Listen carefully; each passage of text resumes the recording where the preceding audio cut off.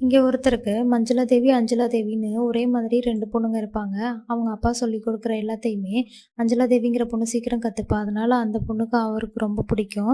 இத பார்த்த மஞ்சுளா தேவிக்கு தான் மேல பாசமே இல்லன்னு சொல்லிட்டு, அந்த பொண்ணுக்கு ரொம்ப கோவம் வருது. அப்படி இருக்க ஒரு நாள் கோயிலுக்கு சாமி கும்பிட போம்போது, அந்த இடத்துல மஞ்சுளா தேவி இருக்க மாட்டா.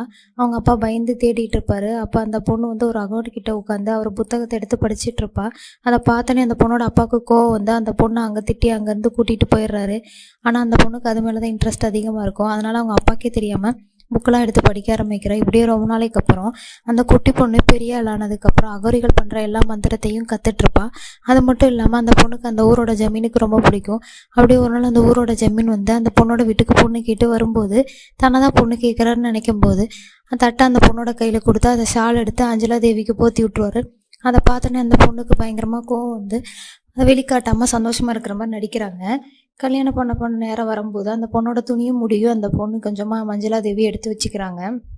கல்யாணம்லாம் நடந்து முடிஞ்சதுக்கப்புறம் அதை எடுத்துகிட்டு போய் தங்கச்சிக்கு சூனியம் வைக்க ஆரம்பிக்கிறா. அப்போ அந்த இடத்துக்கு அவங்க அப்பாவோட பொண்ணு தடுக்க ஆரம்பிக்கும்போது அப்பான்னு கூட பார்க்காம அந்த பொண்ணு வயிற்றுல குத்தி கொன்னுடுறாங்க. அதே கத்தி எடுத்துகிட்டு அந்த அஞ்சலா தேவியை கொல்லலான்னு பார்க்கும்போது அதை முழிச்சு அதை தடுத்துடுறாங்க.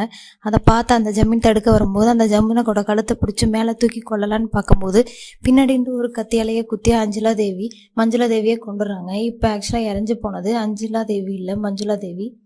அந்த பொண்ணு கல்யாணத்துக்கு அப்புறம் தன்னோட கண்ட்ரோல் எடுத்து அந்த பொண்ணையே கண்ட்ரோல் எடுத்து கொன்றுவாங்க.